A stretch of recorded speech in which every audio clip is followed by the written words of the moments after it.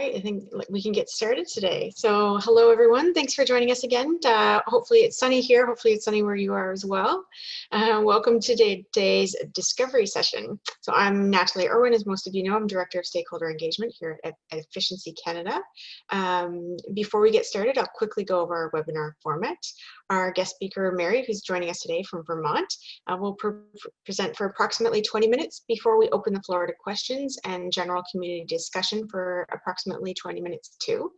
If you've attended before, you know that we have a pretty hard stop at 12:45 Eastern Time. And a reminder that during the discussion period, there are two ways to ask questions.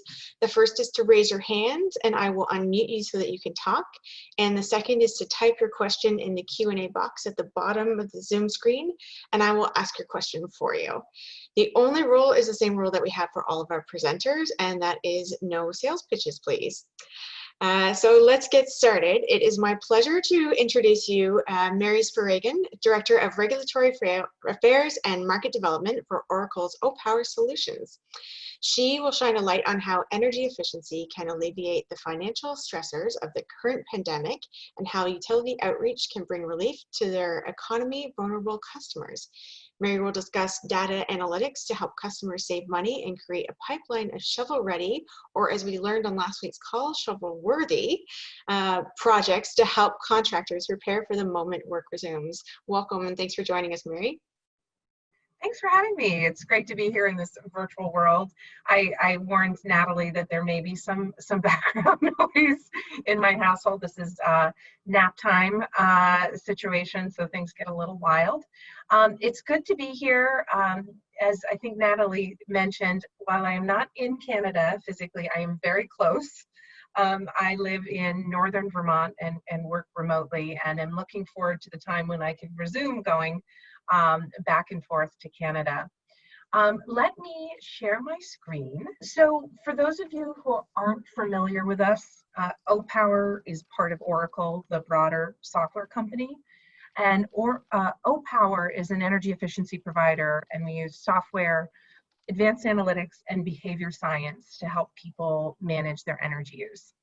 And we work around the world, primarily in the residential sector, and we're most well known for our home energy reports, if anyone has seen those before. And those use normative comparison to encourage changes in energy consumption. So today what I wanted to do was highlight some insights that we've learned about limited income engagement, which feels more important now than ever. And the good news is that we've learned that there are things, even in a pandemic, that we can do to provide consumers with immediate value. And as Natalie said, build that pipeline for deeper measures as we return to some sort of normalcy. And I do want to caveat the survey data and the information that we've gathered that I'm sharing is from the United States. And I am sorry that it doesn't reflect survey data from Canada. But I do think these trends are generally applicable across North America. So I just wanted to make sure I caveated that for you. Well, Mary, like every Canadian, we appreciate the fact that you say sorry and you apologize. Sorry a lot. So there you go, you fit right in. And as I was going through this, I thought, darn it, because we do work all over North America, and these survey results are what they are. Thank you, Natalie.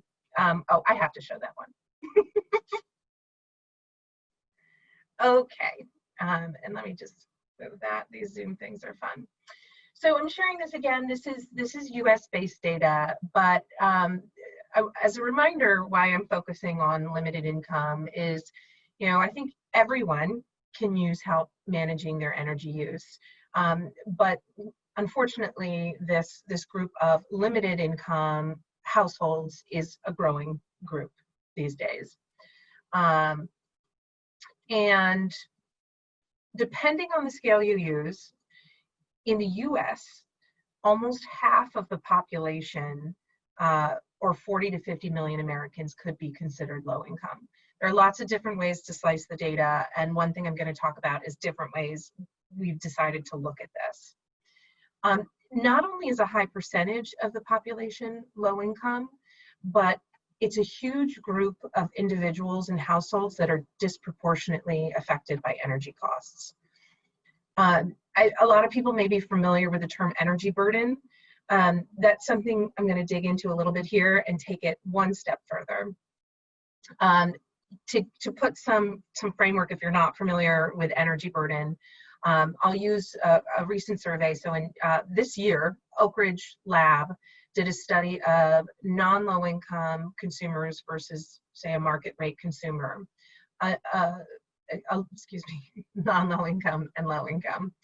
The non-low income or market rate is another term for it, spend less than 5% of their annual income on energy. But if you start to look at the low income population, they can get up to 20% of their total income spent on energy costs. That's a high energy burden. Here is just some of the data that we collected that show what a huge difference that can be between different kinds of households. So most, if not all, utilities and provinces and states recognize that energy affordability is an issue. There are programs in place, there are supports, there are safety nets. Across the country, across provinces, they're different. There's some similarities of these kinds of programs, but generally they exist. But one thing that we discovered as we were digging deeper into this data around burden was many utilities and governments lack the effective ways to identify these populations. There's often a look at income, a straight look at data you can gather on income, but that doesn't tell you if someone's energy burdened. We can get into some of the details in the Q&A if you're interested on what we do. But the point I want to make here is that general approaches to identifying this population is really limited.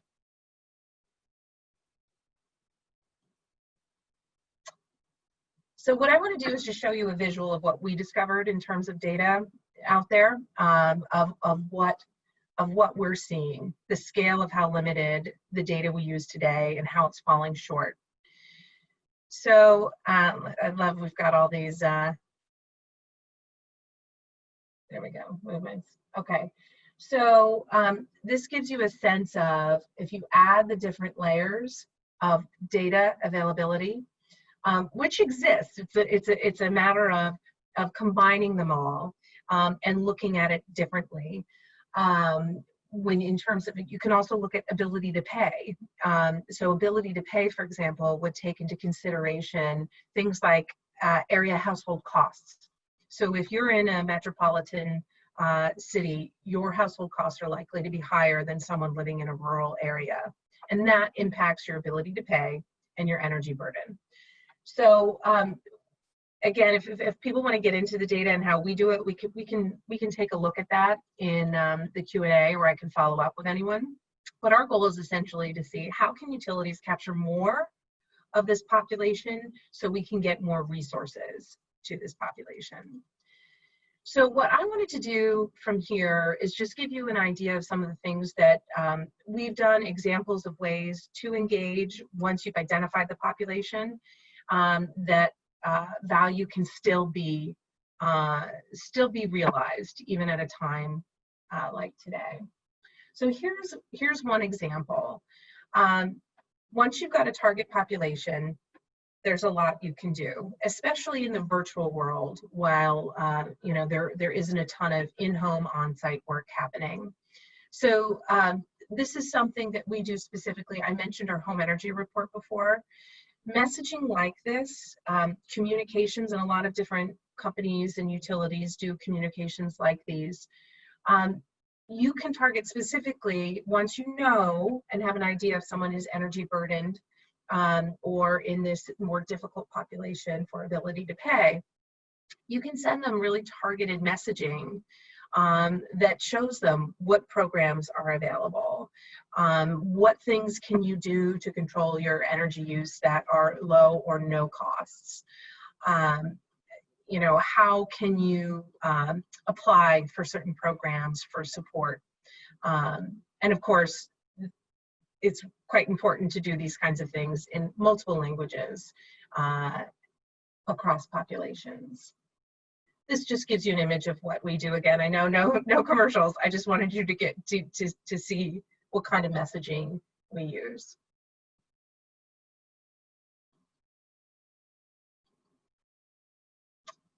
Okay, this is my favorite part.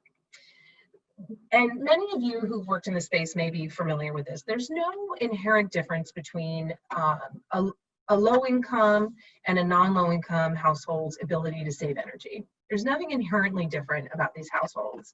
And what we found in our data and with our programs is that low income households save just as much as their higher income counterparts. And what we find is they actually take more actions. There's more motivation, which may make intuitive sense, to take actions that save. And there's a lot of interesting case studies out there. Again, we can get into more in the Q&A if anyone's interested in this in particular. But this is also true, by the way, across household sizes, ages.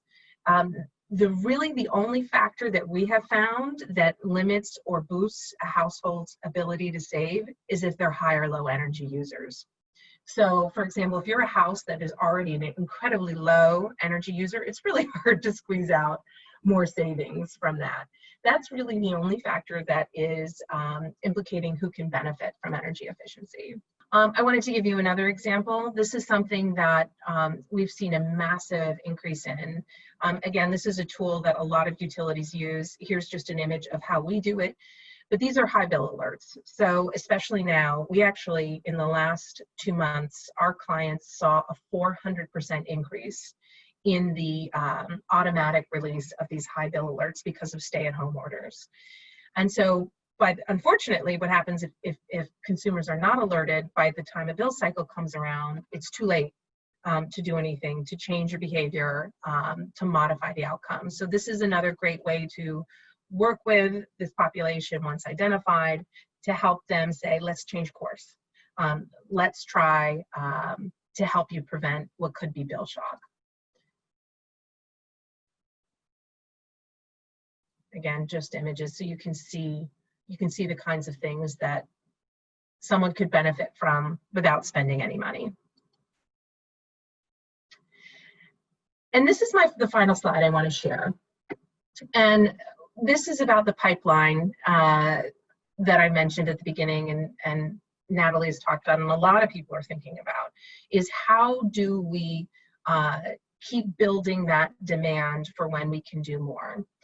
And I'm connecting this to data and the data analytics I shared in the beginning, because population data is great, and understanding who fits into what kind of demographic is really useful for the kinds of work we do. We do behavioral change. So understanding, which households have a high energy burden, or which ones say disaggregating their energy use to understand that it's their cooling load that's driving most of the cost.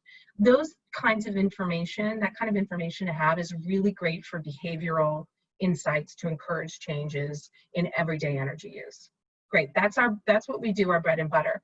But what's really exciting is taking all that data, layering it together, and understanding how you can leverage it for more difficult things for that pipeline. And so I wanted to show you this example. This is an actual client example who said, we want to figure out who would be the best target population for a weatherization program. And we want to use data analytics to get there, plus behavioral science, so understanding how to communicate in the right ways, the right times, in the right places, to build a more accurate pipeline. Let's see if I can get my slide progressions to work here. I'm not a PowerPoint whiz. Okay, so what you'll see is we wanted to determine the highest propensity group of customers for this weatherization program. So we took the entire customer base and using that analytics I showed you before, we figured out who had the greatest energy burden, who could benefit the most from this. And then to increase the certainty that those customers were actually low income, we pulled the energy burden group that also had issues with the ability to pay index that layered on data. There we go. And for weatherization programs, I think many of you know, you want to target homeowners. That's a really your first population to target. Homeowners have autonomy to make changes to their homes, so we added that layer of data. Then we also wanted to ensure we were selecting homes of a certain age, homes that we knew had less efficient structures and appliances. And if you layer on data of things like, I didn't talk about this, but we can in the conversation, the value of home energy assessments, you can find out, you can layer in, we know you have a leaky home. You filled out this assessment and you feel drafts, at least 50% of the year, you notice drafts in your homes. So using this, we were able to create, really it's like a lead generation, to create a pipeline for a specific program to do more difficult things because of data analytics. So I want to stop there. I've talked a lot, and see if that brings up any questions or if there are things that anybody wants to explore more. Thanks so much, Mary. So just a reminder to people that there's two ways to ask questions. One is you can raise your hand and I can unmute you, or the other way is in the Q&A box at the bottom of the Zoom screen there. So if anyone has any questions, feel free to jump in there. Mary, you said you wanted to expand a little on during the session on the homeowners report, I believe. Yeah, I didn't want to show too much about our products because I don't know how interesting that is to anybody. But this is the reason why the home energy report is something that I raised but didn't want to spend too much time on, is that really is for us, and through behavior, we find that the foundation for any changes in behavior is awareness and understanding of your own energy consumption. And so that's what we're founded in. And when I mentioned the home energy report, and I could talk for days about it. And again, there are lots of different companies that do different approaches to this. But the foundational piece is understand how you're using energy, use normative behavior, which is the concept that people care how others are performing relative to you. And then use data insights to get that individual household very specific things for them to do to help them save energy. So, when you look down here, the ways to save, that can be specific to a household. You can know using data, you can target and say, that we know that household is pulling a lot of energy from their refrigerator. Let's help them figure out how to get that in control. Yeah, I know I used to work at Efficiency Nova Scotia, and we did the home performance, mailed them out to everyone as well with Opower. So, and it was very successful. So that was a funny thing that is that I think we had complaints that the people didn't like the happy or sad faces. So I think we had to change it to stars and like. You guys were ahead of the curve. And actually, you know what I just realized? This shows that we don't do that anymore. And I just noticed my slide shows happy faces. I'm so sorry. But yes, it was actually our Canadian clients that first said, and actually, I think I said I live in Vermont. Vermont did the same thing. They're like, we don't like that. And so we got rid of smiley faces. And we know it's not necessarily, there are different ways to compare. There's efficiency zones, there's similar neighbors.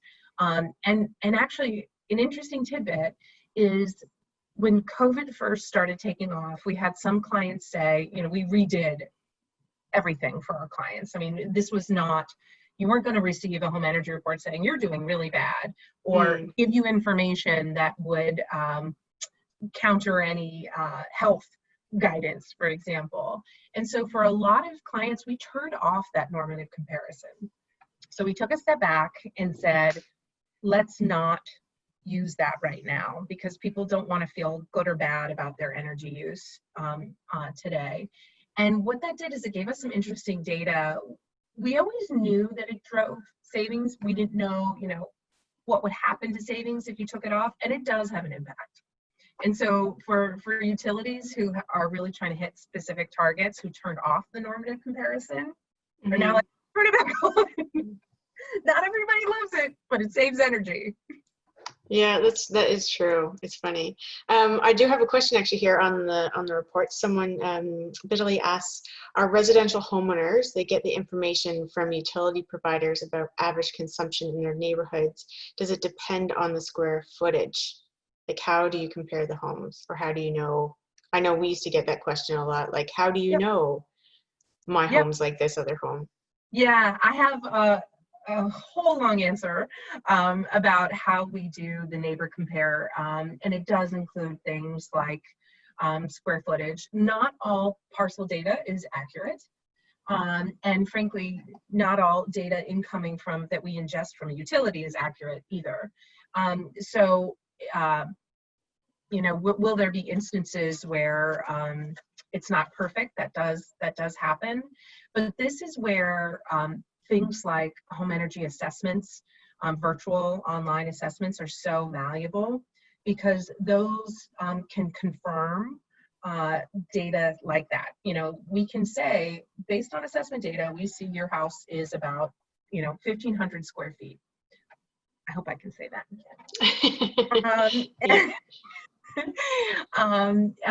Is that accurate? And you can confirm that kind of information, which makes the reports even more accurate, and the behavioral insights or pipeline building, even what were you saying, shovel worthy? Exactly, making them more shovel worthy. So it's a great question, and if that person wants to follow up about all the data that's gathered, I'm happy to. Yeah, I know for us, we always pointed customers, we said, this is an average, but if you want to, you can make it more tailored and enter in your own information and take what's like been just kind of submitted, that you can change it and make it personalized, which Exactly. then it kind of turns people around to say, okay, I'm actually, okay. Now I'm actually curious what it would actually be if I have my real information in there. Yeah. So yeah. I have a question here from David Katz. I'm just gonna put your mic on here, David.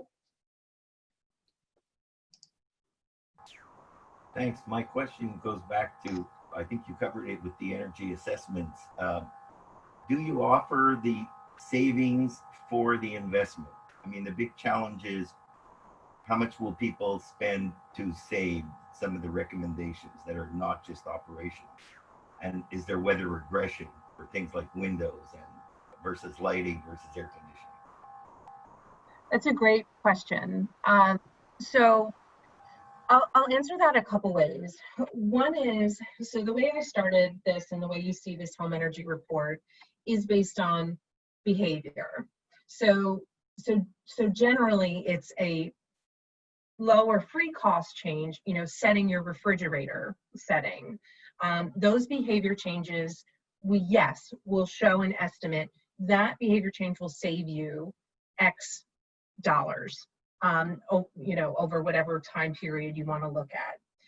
When you get to what I think you're asking, David, which is the more difficult things, the things that have an upfront cost, we are working, that's something that we would work client to client with. Like, what is the client trying to accomplish? Say it's the windows piece or some sort of weatherization. We are actually testing out some potential partnerships that would actually focus, when you're talking about those deeper things, more on the comfort piece rather than the dollar saved piece. And there's a lot of interesting data out there when you're talking about that kind of home retrofit, where you'll drive more behavior change if it's based on the latter. So it's a new space for us. Historically, we're definitely driven by, this is the amount of money you'll save. This is the behavior change you do. This is what you, based on the information we have about your household and your usage, this is what you will save. And I just think it's an exciting space to start doing some interesting testing around different kinds of models to drive that pipeline. It might be an unsatisfactory answer for you, but hopefully it helps give you a sense of how I think about it. No, we're using RedScreen and it works very well. What are you using? Can you say it again? RedScreen is a development both with Canada and US that allows each measure to be measured financially and relative to the weather. And relative to the weather. Oh yeah, and I should have added, yes, weather is a factor in our estimates for what an individualized savings estimate would be. Okay, thanks for your question, David. I have a question here from Yasmin Abram. If programs can target appropriate energy poor customers using data, do you see an opportunity for programs to relax proof of eligibility? So through NOAs or income proof, etc., given the level of risk is inherently lower when appropriate data targeting is done. Oh my gosh. So I didn't say when I started, I've been working in energy and energy efficiency for over 15 years, all on the policy side. And this is the kind of stuff I love. It's a little outside of what I'd say Opower having an official position on. So this is me, Mary, my personal opinion. And it's something that's come up a lot lately because we've been doing more and more of this. There've been a lot of questions around, we know we are not targeting the right people. We know we're getting some people. And what we've learned a lot in behavior science is, not all limited income households are the same. Not everybody wants to disclose or apply for a program. So with my policy hat on, not my Opower hat on, I think the answer, yes, that should be considered. I think with better data analytics, in my experience, especially in the past in the nonprofit world, I do think that there is a value of opening eligibility, which in some ways can reduce costs if you're trying, there are costs that come with trying to verify eligibility. Do you get some false positives or whatever you want to call it? Do you get some people who maybe, this is my personal policy opinion, I think it's a really interesting place to proceed. I will say what we're doing as a business is less of the eligibility side. It's less telling a utility, these people should be eligible for a heating assistance program. It's saying, you're missing these people from talking to them about this heating assistance program. And if you know the right ways to talk to them, because everybody is different, this is where the behavioral science comes in, not everybody is going to respond the same way, then you'll capture more people into the program. But so far, we're not saying this is an eligibility screen. Yeah, very interesting. I feel like now is the time really for low income as well, that if there's going to be any changes or people are going to be open to it is now that COVID's happened, and because low income is a big or income eligible customers are a big focus of a lot of utilities and governments alike. So I think there might be hopefully more interest right now. I don't know if you're seeing anything the same with the people that you talk with, Mary? We are seeing, so we're seeing more interest in, how can you, so utilities, I don't know if we have any utility friends on this call, but, there's a concern about arrearages. I mean, there's a real business concern, that eventually impacts everybody if people aren't paying their utility bills. So we've heard a lot of interest in, how do you encourage someone to get on a special rate or a payment plan? Those kinds of things. High bill alert is also something that people have been really interested in because you can catch a consumer before it's too late, and you can try to have let's say, a efficiency intervention before you end up in a place that harms the consumer and the utility business model. But in terms of, I've seen a lot of inquiries. I've seen a lot of regulators asking inquiries, like, what are you going to do? And, Yeah.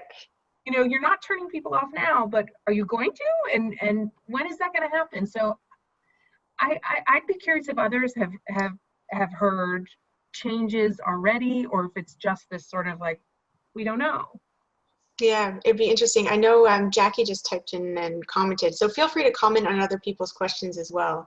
That way it's more of a dialogue just to everyone here. So Jackie typed in and said, here in BC, FortisBC and BC Hydro, they do waive proof of eligibility on nonprofit housing in ECAP, and she'd love to see that for a heating assistance program as well. Interesting. Okay. There you go. And then I have another question coming on here from Jamie. What sort of actual messaging is more effective across the board? So is there a number of canned messages that fit the segmented customer better than others? Canned messages, come on. No, I think that's a good question. And I should say, there are places where there is less data. So there are places where you don't have advanced metering infrastructure, for example. So you're not getting granular data from usage. And that does, have an influence on how specific in turn the messaging can be. But I would go back to the fundamental one for us, which, we've been doing for over a decade, and we still, even for people who have been receiving this for over 10 years, there's still savings. Which is the normative comparison. So that's the one thing that everybody, in theory, that we found, our products on, is that we would show you how you perform relative to your most efficient neighbors. That's the foundational piece that we see everybody respond to across the board. With the one exception, if you already barely use any energy, then it's going to be hard to squeeze anything else out. I'm trying to think if there'd be kind of an example of a message we use, of an action to take that most people would take. I mean, the easiest ones, are things like thermostat settings, ensuring your thermostat setback. Those are things that are pretty foundational to everybody. There's settings for most appliances that are pretty foundational. There are things, there's a lot of, especially in Ontario and there's a lot of variable rates. So, for example, you could help, if you're in a place with a variable rate, make sure people are running their dryers at certain time. Mm-hmm. I think it also depends on what's available, the programs from the utilities as well. Utilities or program administrators. So depending on what is, a lot of them offer like free upgrades. And so there's nothing like getting that report and saying, here's free, we'll come and do it for you. So I know we had I think Shift came and presented about green schools the other week, and they do like workshops in elementary and to P12, and they sent home coupons with kids to go to their parents for 100% off. And they said that was really effective as well. So there's lots of different tactics out there.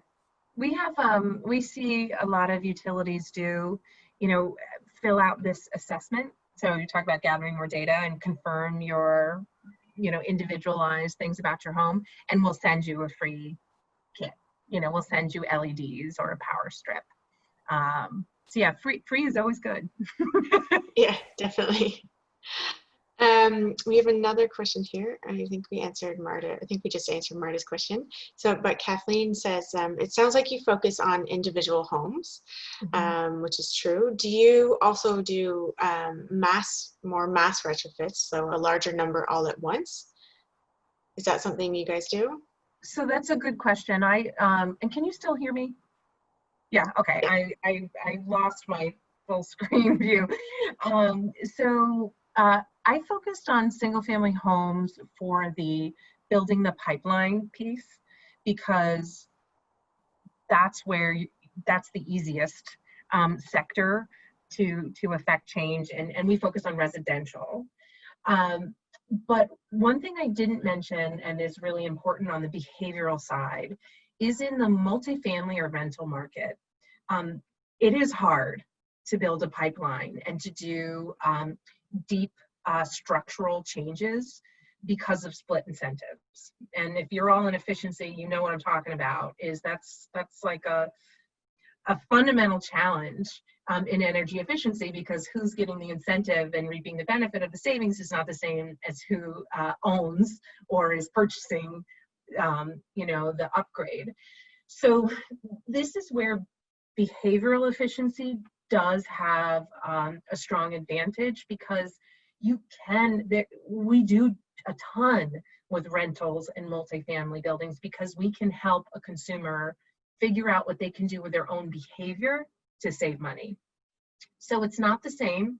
It's not creating a structural, improvement to that rental unit, but it is providing a tool that someone can take advantage of and use and learn how to impact their bills. So I'm not sure if that's what you were getting at. You did mention something more, structural changes to more bigger units, perhaps. Was that, Natalie, part of it? Yeah, I don't know if Kathleen, if you want to come on and I can unmute you, if you're comfortable with that. Hello? Hi. Hi, Kathleen. Well, we're talking about wanting to create a national retrofit program here in Canada, because we have a minority government and we're hoping we can push it to do something like that and save money across the board. But so I was wondering if you do any mass deep retrofits, because that does save money. There are numbers, how much it costs to do one individual home compared to doing 50 at once. And the numbers are, I don't have them in my head, but it makes quite a difference if you do a group at once. So I just wondered if you're trying to do that at all. So what we have done is offered in places that want to head in that direction, to say, we can be a targeting and messaging tool to build support for that. We can help you find the buildings, the communities that would be good targets for that. As far as I know, I don't think we've had any, I don't think I've seen that actually happen yet.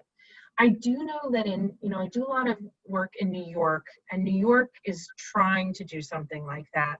New York Renews, I think, is the program, and they got that from From where? It's New York Renews, and it comes from an example of that concept in, I'm not going to get the right, it's a Western European country, and I can follow up with you on what they did, and it's still being proven out in New York. It's hard. I mean, structural changes to old building and housing stock is hard. And you're right. It wouldn't be Energy Sprung, would it? Oh, actually, I think it is founded on Energy Sprung. Is that what you just said you talked about last time? That Germany? Yeah, so I know there's a bunch of, I won't get into that because it's a whole other, we should probably have Sustainable Buildings Canada come on and then chat about what they're doing with Energy Sprung. But that's a really interesting, I guess, way to, it's prefab to just go along and update the, I guess, the building envelope. Yeah, in a mass way. How do you get some, Yeah, I know Jackie's saying that Pembina is attempting it in BC. I know there's groups out in Nova Scotia that are doing it. I think in Ontario as well. And there's a whole bunch of different groups across Canada. So it is making some strides, which is nice to see. Well, thank you very much. Thank you. Nice to hear from you. Thanks, Kathleen. So I'm just cautious of our time right now because I always have a hard cutoff so that people can get Okay. back to their days and start breakfast or lunch or their afternoon snack, depending on, and I always say we always have one person from Germany that joins us, so special shout out to you. So thanks again for joining us, and thanks Mary for joining us from Vermont and for the great conversation and answering all of our questions. I hope you and everyone else can join me next Friday along with our guest speaker, who's actually one of our questionnaires today, who's Yasmin Abraham from Empower Me. She has, she's going to provide an overview of the programs that targets newcomers to Canada and why we need in-language support that is so high in Canada as it relates to Canadian demographics and levels of understanding in our multicultural communities. So it should be a really insightful presentation. Really looking forward to that one, as I do every week. Thanks again for joining us, and have a great day and great weekend, everyone.